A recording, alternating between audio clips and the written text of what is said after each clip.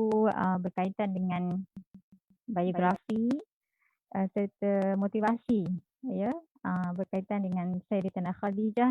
Tajuknya Tokoh Usahawan dan Pejuang Setia di Sisi Rasulullah sallallahu alaihi wasallam. Alhamdulillah, saya ucapkan terima kasih kepada Pusat Sumber Sayyidatina Hafsah yang menganjurkan program di bawah naungan satu ayat, ya, yang merupakan hasil cetusan idea antara Urusia Kebajikan Pembangunan Keluarga dan Wanita dengan kerjasama Perbadanan Perpustakaan Awam Kelantan dan juga Pertubuhan Cakna Palestin Kelantan. Alhamdulillah atas usaha yang sangat mulia ini, saya ucapkan jutaan terima kasih. Dan insya-Allah ya, kita sama-sama ambil peluang serta memanfaatkan ruang yang ada pada petang ini untuk kita menelusuri sama-sama sirah di sebalik kisah dan juga pengorbanan Sayyidatina Khadijah radhiyallahu anha. Baiklah, muslimat yang dikasihi Allah Subhanahu taala sekalian, apabila kita mendengar nama Sayyidatina Khadijah ini, apakah sebenarnya yang terbayang? Apakah sebenarnya yang timbul dalam pemikiran kita ataupun minda kita, ya? Tentu sekali lah, iaitulah yang kita terfikirkan adalah, ya, merupakan satu nama yang cukup agung, yang mulia, dan juga merupakan satu nama yang cukup penting, ya, dalam perjuangan baginda Nabi sallallahu alaihi wasallam itu sendiri. Baiklah, jadi sebelum saya lebih panjang kupasan buku ini, secara pengenalannya, ya, buku yang dikarang berkaitan dengan Sayyidatina Khadijah ini saya bahagikan kepada dua bahagian, iaitu yang pertamanya berkaitan dengan peribadi ataupun biografi ringkas, ya, Sayyidatina Khadijah, iaitulah gelaran At-Tahirah, ya, dan yang keduanya saya bahagikan kepada ketokohan Sayyidatina Khadijah sendiri, di mana ketokohan beliau dari sudut bagaimana beliau menguruskan rumah tangga harafinya ataupun Baitul Muslim harafi, bagaimana beliau menguruskan peranan ataupun tanggungjawab serta amanah beliau sendiri sebagai seorang isteri kepada Rasulullah sallallahu alaihi wasallam, dan peranan yang paling besar sekali adalah sumbangan serta pengorbanan yang sangat besar sekali dilakukan oleh Sayyidatina Khadijah kepada siapa? Kepada umat baginda Nabi sallallahu alaihi wasallam. Jadi muslimin-muslimat yang dikasihi Allah Subhanahu wa taala, kita kenali terlebih dahulu susuk tubuh ataupun kita kata latar belakang, ya, latar belakang Sayyidatina Khadijah, kerana kita pun sudah tahu, ya, kalau ada pepatah mengatakan tak kenal maka tak cinta. Jadi yang pertama sekali kita perlu kenal latar belakang Sayyidatina Khadijah ini, siapakah beliau. Baiklah, beliau lahir pada 15 tahun sebelum tahun gajah. Jadi tahun gajah ni kita tahu tahun kelahiran baginda Nabi sallallahu alaihi wasallam, iaitu tahun ke-68 sebelum hijrah. Ya, sekarang ni pun kita sedang menyambut kedatangan ataupun sambutan ma'al hijrah tahun baru awal Muharram. Jadi beliau Sayyidatina Khadijah ini merupakan keturunan ataupun berbangsa Quraisy, dan keturunannya adalah daripada kabilah Asad, ya, kabilah Asad. Dan nama penuh Khadijah adalah Khadijah binti Khuwailid binti Asad bin Asad bin Abdul Uzza bin Qusay. Sebenarnya ada cerita menarik tentang susu galuh nama Sayyidatina Khadijah yang saya sebutkan sehingga moyangnya, iaitu Qusay.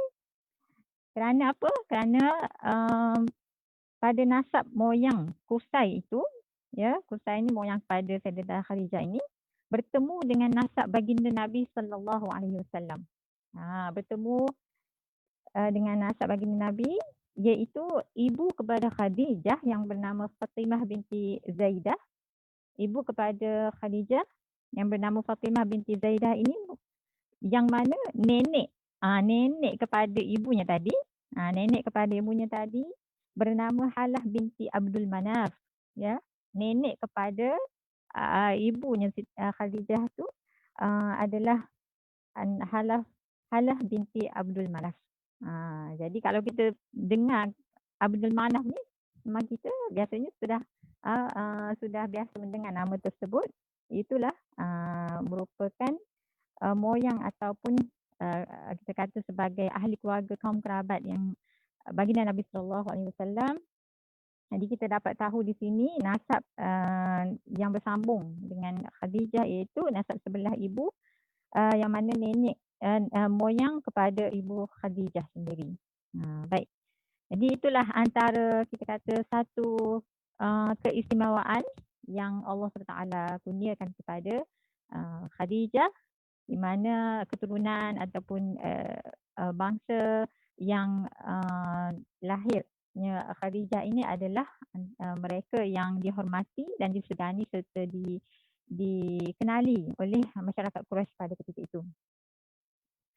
Baiklah, jadi itu antara sedikit sebanyak latar belakang Sayyidatina Khadijah radhiyallahu anha, dan secara ringkas untuk berkaitan dengan perkahwinan, sebenarnya Khadijah ini pernah berkahwin sebanyak 2 kali sebelum disatukan dengan Rasulullah SAW. Iaitulah perkahwinan yang pertama beliau adalah dengan Abu Halah. Abu Halah ini meninggal dunia dan telah meninggalkan harta yang banyak serta perniagaan juga diwarisi oleh Sayyidatina Khadijah.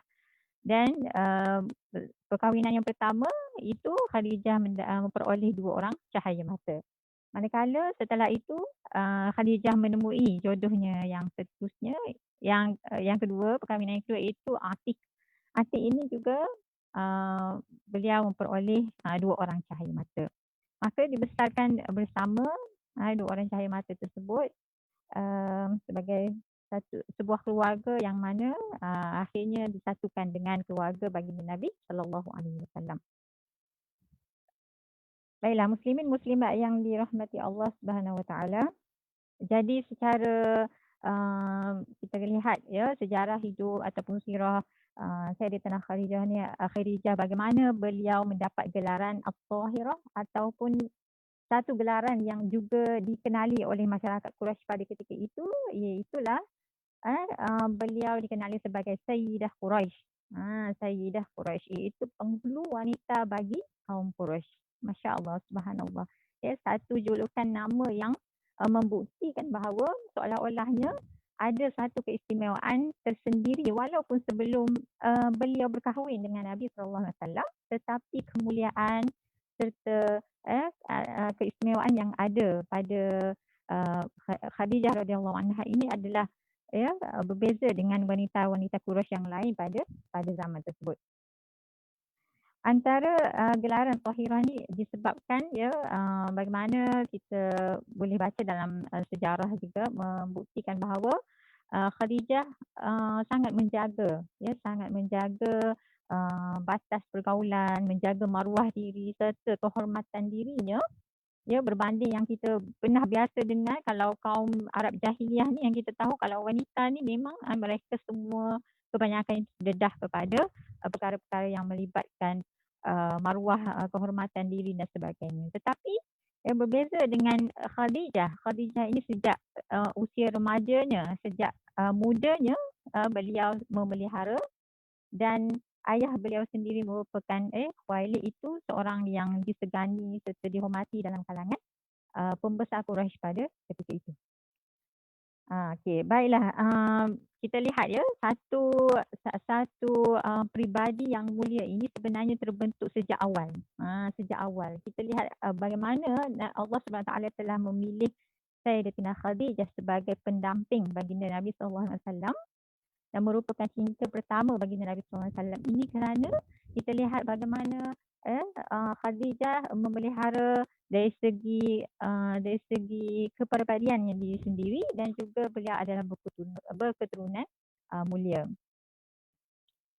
Baiklah, kemudian muslimin muslimat yang dikasihi Allah SWT, saya ingin kongsikan cerita ataupun sirah yang lebih menjurus kepada bagaimana kehidupan Sayyidatina Khadijah ini bersama dengan baginda Nabi sallallahu alaihi wasallam.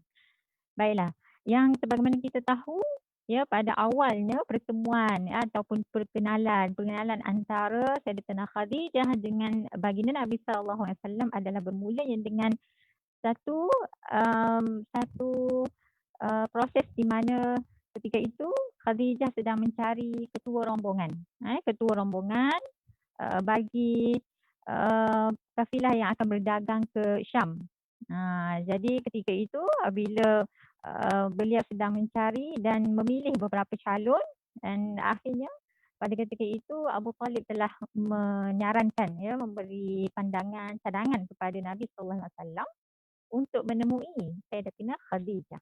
Jadi secara ringkasnya bila bertemu, bila kita kata sebagai interview lah, interview antara Nabi SAW dan juga Khadijah, maka Allah SWT telah membuka ruang dan juga peluang untuk mempermudahkan bicara Nabi SAW sehingga akhirnya Nabi SAW dipilih oleh Sayyidatina Khadijah sebagai ketua rombongan untuk berdagang ke Syam.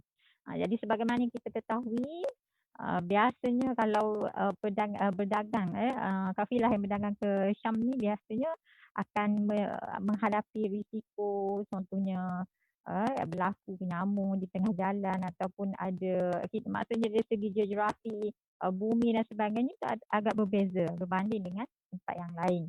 Jadi pemilihan Khadijah memilih baginda Nabi SAW ni adalah bukannya semata-mata berdasarkan semata-mata kita kata dikenali sebagai Al-Amin, tidak juga, tetapi kerana satu ilmu yang ada pada baginda Nabi SAW mengetahui tentang selok-belok ataupun tentang bumi Mekah pada ketika itu. Baiklah, jadi bila berlakunya perdagangan ke Syam itu, maka telah ditakdirkan oleh Allah SWT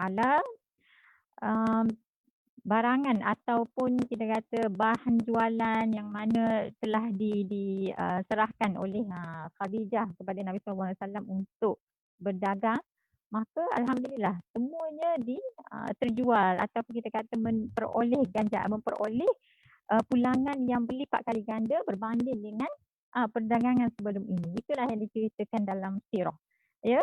Itu yang diceritakan dalam kitab-kitab sirah, bahawa ada perbezaan di mana apabila Nabi SAW mengetuai rombongan itu,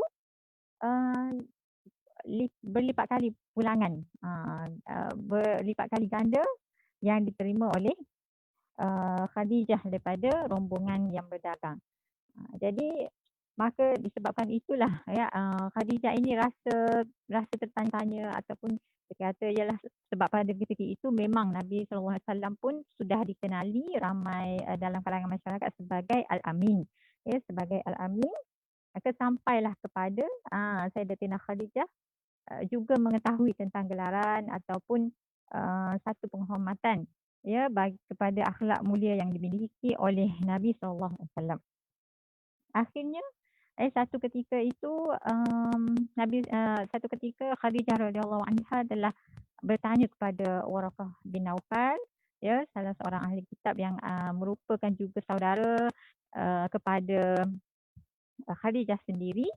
Dia bertanya kerana Khadijah pernah bermimpi satu mimpi, iaitulah yang dikatakan dalam sirah, bagaimana satu malam mimpi yang dialami oleh Khadijah pada ketika itu. Khadijah telah maksudnya ada satu cahaya, ada satu cahaya yang masuk ke dalam biliknya sehinggalah akhirnya cahaya tersebut menerangi sehingga seluruh Mekah pada ketika itu. Maka apabila dia terkejut terbangun pada tidur dan dia pergi menemui Waraqah bin Naufal dan bertanya tentang tafsiran mimpi tersebut, jawabnya Waraqah itu adalah mimpi menunjukkan beliau akan menemui seseorang yang mana akan mengubah hidupnya dan juga menjadi pemimpin bagi sekalian umat pada ketika itu. Subhanallah. Jadi sebenarnya petunjuk ataupun tanda-tanda yang ada pada Sayyidatina Khadijah sebenarnya sudah pun wujud ataupun dikatakan menunjukkan bahawa pemilihan ataupun bagaimana Allah SWT memilih Khadijah ini sebagai isteri Nabi SAW kerana peribadi serta kelebihan-kelebihan yang ada pada Sayyidatina Khadijah radhiyallahu anha. Ya, jadi semuanya saya telah ceritakan dalam buku ini. Ya, buku ini menceritakan secara ringkas tetapi agak padat pada isinya berkaitan dengan sirah Khadijah radhiyallahu anha. Baiklah muslimin dan muslimat yang dikasihi Allah Subhanahu Wa Taala. Baiklah. Apabila apabila satu ketika itu, jadi Khadijah ini memikirkan uh, satu perkara yang mungkin akan mengubah hidupnya, iaitulah beliau sering memikirkan mungkin satu masanya beliau memerlukan peneman hidup. Jadi sebenarnya memanglah sebelum tu lagi dah ramai lelaki dalam kalangan kaum Quraisy yang pergi nak masuk pinang Sayyidatina Khadijah, tetapi semua telah ditolak lamaran tersebut. Tetapi bagaimana satu perasaan yang Allah SWT timbulkan dalam diri Khadijah, dia pun tak tahu kan. Khadijah sendiri pun tak tahu macam manalah boleh timbul rasa ingin tahu, ingin mengenali seorang yang bernama Muhammad ini. Jadi akhirnya beliau telah bercerita ataupun beliau telah kita kata meluahkan kepada salah seorang sahabatnya, itu Nafisah. Dan kebetulan pula Nafisah ini mempunyai pertalian ataupun kita kata kerabat dengan baginda Nabi SAW. Jadi Nafisah ni dia sahabat Khadijah. Maka Khadijah meluahkan kerana dia mengetahui latar belakang Nafisah tadi. Setelah diluahkan, jadi nak sebutnya di sini, bagaimana kita lihat seorang wanita yang mempunyai kepribadian, yang mempunyai maruah dan kehormatan diri yang tinggi, beliau tidak mudah-mudah untuk kita kata kalau mudahnya pergilah direct kontak ataupun kita kata berjumpa dengan lelaki yang kita suka tadi. Itu satu pengajaran yang sangat penting. Bila saya menulis buku ini, bila kita buat rujukan sekarang ini, kita lihat subhanallah, ya ulama telah menceritakan perkara tersebut dalam kitab, maka sesungguhnya itu adalah satu perkara yang boleh menjadi pengajaran serta iktibar kepada umat. Lebih-lebih lagi, terutamanya kaum wanita. Ya, kaum wanita ini perlu menjaga kehormatan diri, kepribadian dan maruah itu perlulah dijaga dengan sebaik mungkin supaya kemuliaan dan darjat seorang wanita yang mulia di sisi Allah SWT ini akan terus dipelihara. Okey. Jadi setelah diceritakan kepada Nafisah, maka Nafisah pun bertemu dengan baginda Nabi SAW. Dan secara tidak langsungnya Nafisah bertanya, adakah kamu ingin berkahwin? Terus kita kata sebagai macam temu ramah lah sikit kan. Tapi dijawab oleh baginda Nabi SAW, sudah tentu cumanya tidak berkemampuan dan sebagainya. Ya, pada ketika itu memanglah tidak ada pekerjaan yang tetap ya, Nabi SAW sebagai penggembala kambing. Tetapi dijawab oleh bila disebut nama Khadijah kepada Nabi SAW, maka Nabi tidak terus mengatakan ini yang kita dalam kitab lah. Maksudnya Nabi tidak menolak ataupun tidak kata tak apalah tunggu dulu. Atau mungkin kata tak sesuai lah dia tu kaya, ya, cantik dan sebagainya. Tetapi subhanallah, Nabi dengan terbuka, ya, Allah SWT telah memberi ilham kepada Nabi SAW untuk Nabi kemudian menjawab bagaimanakah cara untuk aku menguruskannya. Jadi bila Nabi cakap macam tu, macam seolah pintu dah terbuka lah untuk Nafisah beri khabar gembira itu kepada Khadijah radhiyallahu anha. Subhanallah. Jadi saya cerita secara ringkas lah ya bagaimana detik pengenalan ataupun kita kata ambang perkahwinan antara dua insan agung di sisi Allah SWT ini. Jadi apabila pertemuan diatur dan sebagainya, subhanallah ya, mereka ini telah melakukan sesi ta'aruf sebagaimana yang menepati syariat. Itulah yang saya nak cuba sampaikan kepada masyarakat di luar sana adalah bagaimana kita boleh mengambil iktibar antara pensyariatan dan juga akhlak yang ditunjukkan oleh baginda Nabi SAW dan juga Khadijah radhiyallahu anha untuk bertemu bakal pasangan masing-masing. Yang ni kita boleh ambil iktibar khususnya anak-anak muda dekat luar sana lah, ya.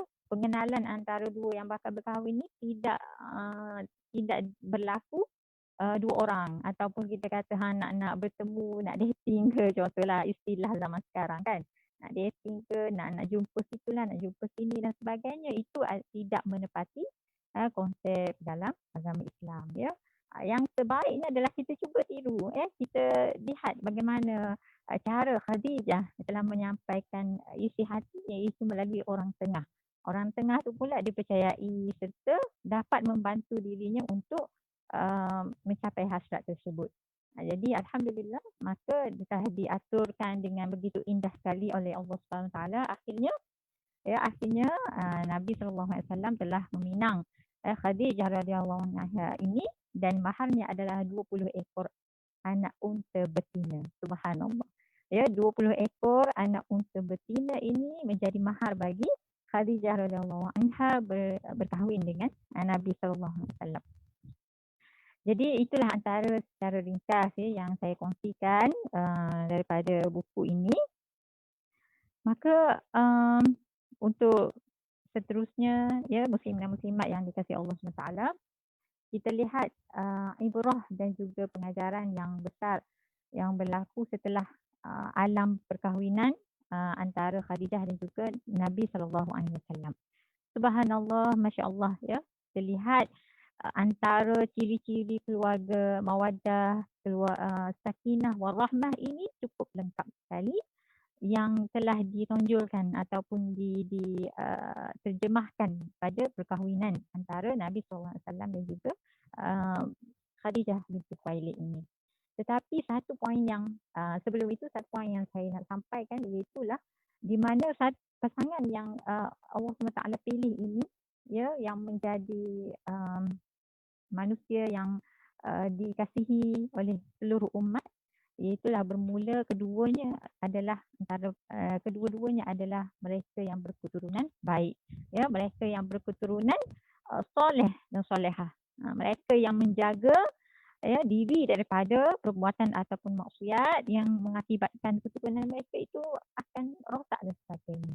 Jadi yang kita boleh belajar daripada bagaimana Nabi SAW telah ditentukan jodohnya dengan Khadijah radhiyallahu anha ini, bagaimana Allah SWT telah pun terlebih dahulu mentarbiah Khadijah radhiyallahu anha dari sudut ujiannya, contoh kematian suami, menjadikan beliau ini jadi kuat dan berpisah dengan suaminya, menjaga anak-anaknya yang agak ramai itu, maka menjadikan Khadijah ini kuat. Itulah tarbiyah oleh Allah SWT kepada seorang Sri Kandi yang sangat hebat ini. Jadi nak lepas tu berkahwin dengan Nabi SAW, pelbagai lagi pengorbanan serta perjuangan yang dilakukan oleh Khadijah kepada Nabi SAW. Dalam sudut yang kedua ataupun bahagian yang kedua dalam buku ini, saya nukilkan iaitulah ketokohan Sayyidatina Khadijah dalam rumah tangga serta dirinya dan juga kepada umat Islam pada ketika itu. Maka subhanallah, sahabat yang muslimat yang dimuliakan Allah SWT, apa yang kita nak boleh ambil daripada 3 elemen utama yang saya boleh kongsikan pada petang ini berdasarkan buku biografi dan motivasi Sayyidatina Khadijah radhiyallahu anha. Iaitulah yang pertamanya, bagaimana Khadijah ini menjadi orang yang pertama, wanita yang pertama dan manusia yang pertama yang menyahut seruan Islam yang telah disampaikan oleh baginda Nabi sallallahu alaihi wasallam, iaitu suaminya yang cinta. Satu saat, satu ketika di mana selepas perkahwinan, walaupun pada ketika itu mempunyai anak dan sebagainya, tetapi Nabi SAW telah melakukan satu rutin baginda, iaitulah pergi ke Gua Hira untuk menenangkan diri ataupun kita kata beruzlah. Saban waktu, banyak masa yang Nabi SAW ini kiranya terpaksa meninggalkan isterinya yang tercinta itu di rumah, tetapi tidak satu pun yang telah dikeluh ataupun yang menjadi satu perkara yang dikecewakan oleh Khadijah radhiyallahu anha. Walaupun kita lihat bagaimana situasi, contohnya sepanjang bulan Ramadan dikatakan dalam riwayat mengatakan memang Nabi SAW pergi beruzlah sepanjang bulan Ramadan di Gua Hira. Dan siapa yang menyediakan makanan, itulah isteri baginda Nabi. Khadijah radhiyallahu anha ini sangat sabar dan tekad untuk membantu suaminya untuk beruzlah, menenangkan diri daripada kita kata segala perkara keburukan ataupun fasad yang berlaku dalam kalangan kaum Arab jahiliah pada ketika itu. Jadi boleh gambarkanlah suasana Arab jahiliah pada ketika itu. Jadi Nabi SAW ni tak nak bersama dalam suatu suasana yang begitu kefasadan yang berlaku dan sebagainya. Jadi baginda telah beruzlah di Hira. Satu saat dan ketika di mana Allah SWT telah memerintahkan malaikat Jibril ini menemui baginda Nabi SAW untuk menyampaikan wahyu pertama. Ketika itulah detik yang pertama detik yang pertama baginda Nabi SAW menerima wahyu Iqra. Iqra. Surah Al-A'la ini menjadi bukti bahawa petanda-petanda yang ada bagi baginda Nabi SAW sebelum ini memang benar-benar membuktikan bahawa baginda Nabi SAW merupakan Rasulullah ataupun Rasul utusan Allah SWT yang dinantikan oleh seluruh umat pada ketika itu. Subhanallah. Jadi diceritakan dalam riwayat bahawa apabila menerima satu wahyu yang pertama itu di Gua Hira, maka berpeluh-peluh Nabi SAW pergi menemui Khadijah. Nabi tak pergi tempat lain. Nabi terus menuju ke rumahnya dan pergi berjumpa dengan Sayyidatina Khadijah, isterinya yang cinta-cinta. Apa yang baginda bagi tahu kepada Khadijah, zammiluni, selimutkan aku pada waktu itu, keadaan yang amat genting yang berlaku pada Nabi SAW. Tetapi bagaimana kita lihat, kita cuba ambil iktibar, respon ataupun satu keadaan yang Khadijah ini di mana menjadi seorang isteri yang sangat optimis, bersifat sabar dan juga seorang yang menenangkan. Semua sifat yang baik-baik itu memang ada pada Khadijah radhiyallahu anha. Di mana pada saat itu ketika mana Nabi SAW menyuruh Khadijah menyelimutinya, ketika itu ialah Khadijah tak tahu apa yang berlaku ni sampai berpeluh-peluh, berdebar, berdegup kencang. Nabi pun dalam keadaan yang tidak pernah dilihat sebelum ini. Maka saat itulah apabila diceritakan oleh apabila saat yang genting sebegitu, maka apa yang telah diucapkan oleh Sayyidatina Khadijah, inilah antara ucapannya, iaitu beliau mengatakan bahkan Allah SWT tidak sesekali akan menghina kamu. Kamu adalah insan yang sering mengeratkan hubungan silaturahim, meringankan beban saudara kamu dan memberi kepada mereka yang memerlukan. Malah kamu ini yang bergelar Al-Amin, sentiasa jujur, menyenangkan tetamu dan menghulurkan bantuan kepada sesiapa sahaja setiap kali ditimpa musibah. Subhanallah, satu kata-kata yang bila Khadijah sebut tu pada Nabi SAW, semesta Nabi pun beransur-ansur kembali tenang. Daripada debar tu ataupun rasa gemuruh. Cuba bayangkanlah kalau kita kan jumpa dengan benda yang ialah contohnya lembaga kan, itulah contohnya lah kan, ataupun benda yang menyebabkan kita terpana, terpaku, rasa berdebar dan sebagainya, itu tiba-tiba ada seorang yang menenangkan kita, mengucapkan lafaz yang boleh menjadikan motivasi bagi diri kita. Itulah yang dilakukan oleh Khadijah radhiyallahu anha. Walaupun masa tu Khadijah tak tanya, kenapa ni abang, kenapa ni, contohnya lah kan, kenapa ni ada masalah apa ni macam ni. Tetapi teknik atau kaedah yang dilakukan oleh Khadijah ni, maksudnya Khadijah terus memberitahu ataupun maksudnya Khadijah kata, Allah Ta'ala tak akan aniaya kamu, kamu jadi gemuruh macam ni, bukanlah kerana kamu ni seorang hamba yang mendapat ujian di sisi Allah SWT.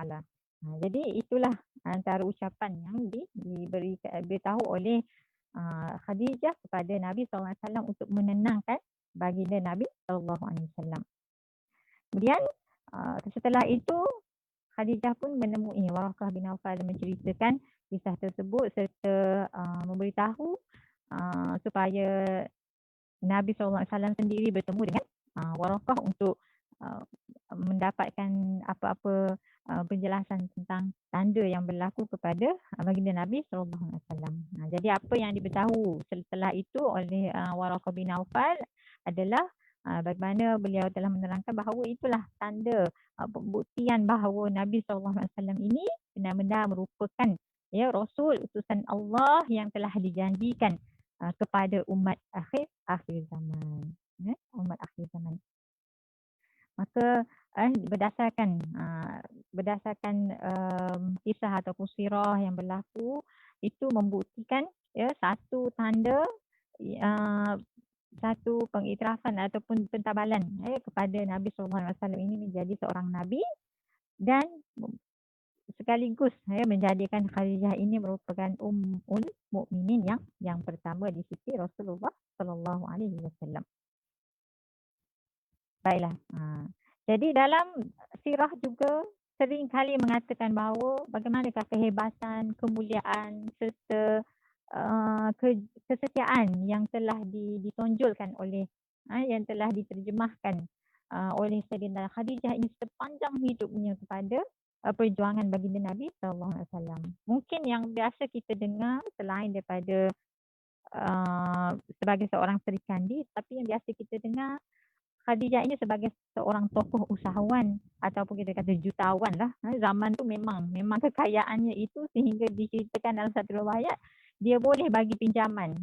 Dia boleh buat sistem pinjaman untuk mereka yang memerlukan. Itulah antara nak sebut kekayaan yang dimiliki oleh Khadijah.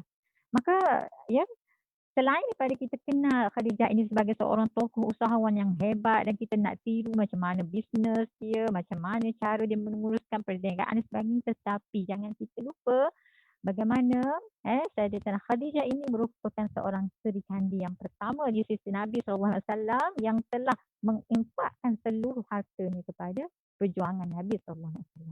Nak sebut kat sini kita ni kalau dah niat nak berjaya, nak berharta dan sebagainya, jangan sesekali kita lupa untuk berinfak, untuk mewakafkan harta tersebut di jalan Islam, fi sabilillah. Itulah yang sebaik-baiknya yang disebut dalam banyak ayat suci Al-Quran Al-Karim tentang kelebihan, keistimewaan ataupun darjat kepada mereka yang sering menginfakkan hartanya di jalan Allah SWT. Baiklah. Jadi mungkin yang sebelum yang terakhir yang dapat saya kongsikan di sini, insya-Allah satu riwayat hadis iaitu Imam Bukhari telah meriwayatkan daripada Abu Hurairah radhiyallahu anhu bahawa beliau telah menceritakan malaikat Jibril alaihissalam datang menemui baginda Nabi SAW dan berkata, "Wahai Rasulullah, Khadijah sedang menuju ke arahmu dengan membawa sebekas makanan. Apabila beliau tiba nanti,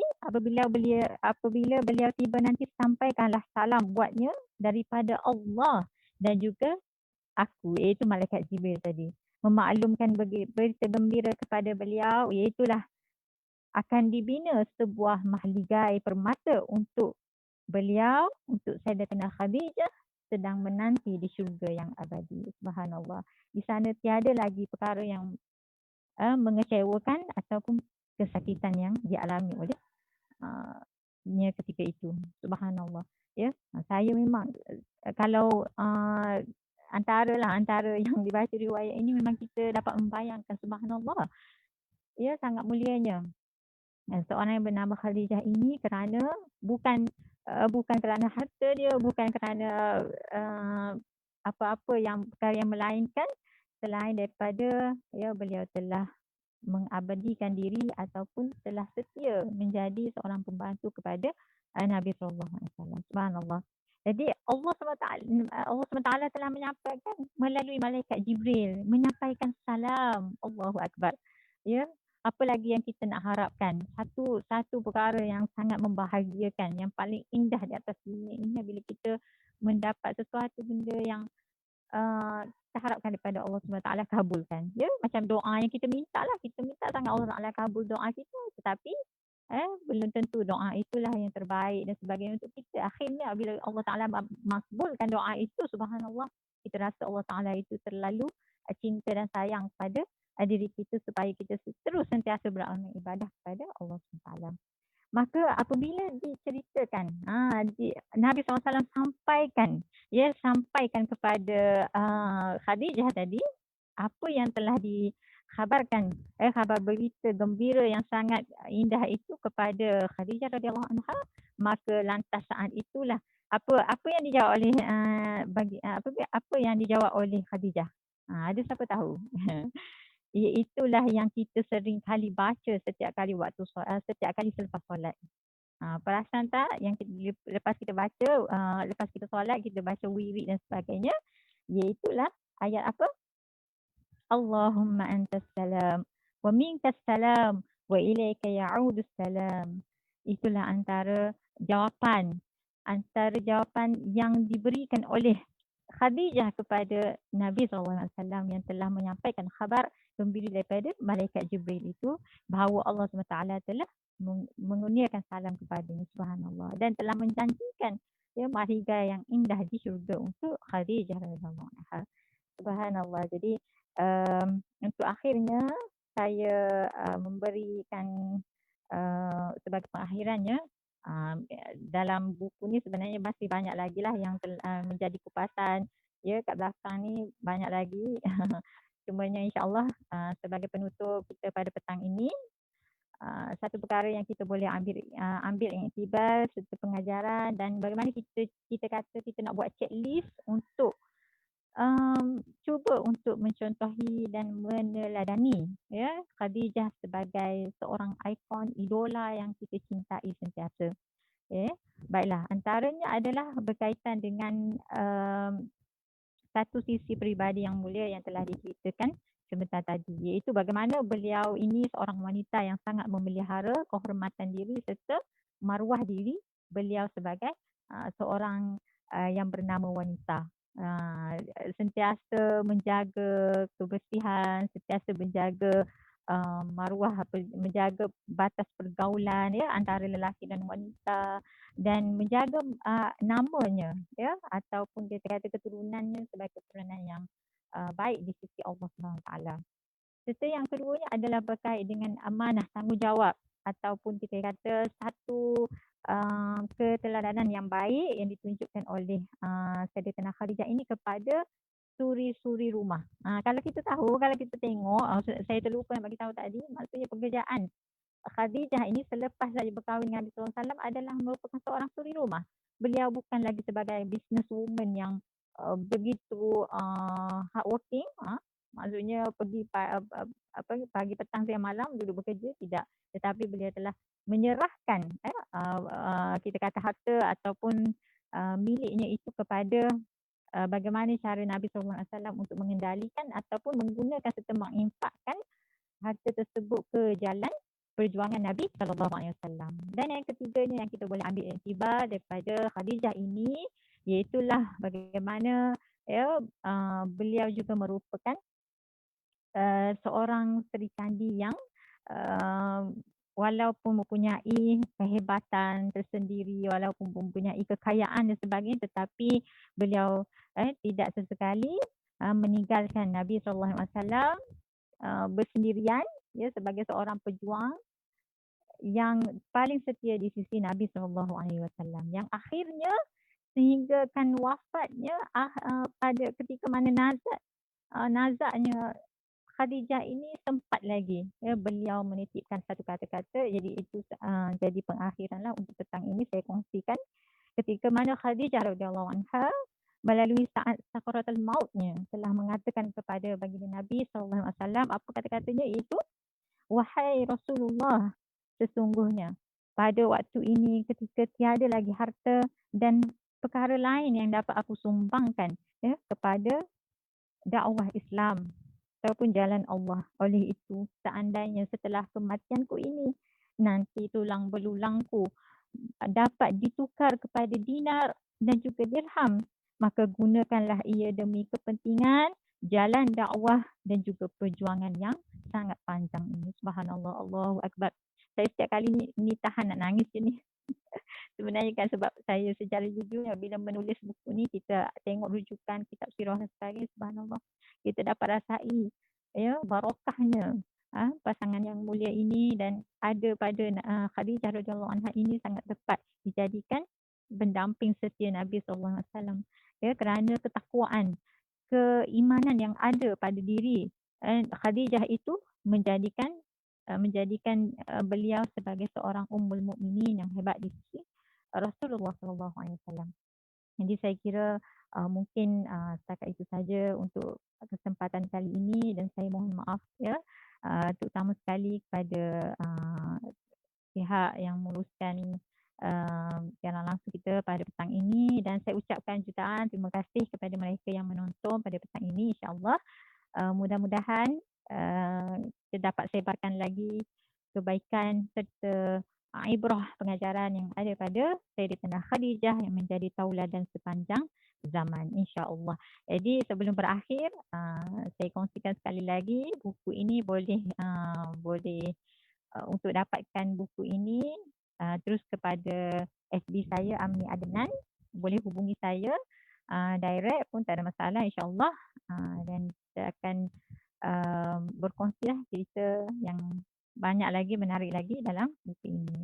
Jadi terima kasih sekali lagi kepada pihak Pusat Sumber Sayyidatina Hafsah, media yang menguruskan, Fatih Tim dan juga semua muslimah-muslimat yang sudi menonton siaran langsung pada kali ini. Wallahu ta'ala alam bisawab, wabillahi taufiq wal hidayah, wassalamualaikum warahmatullahi ta'ala wabarakatuh.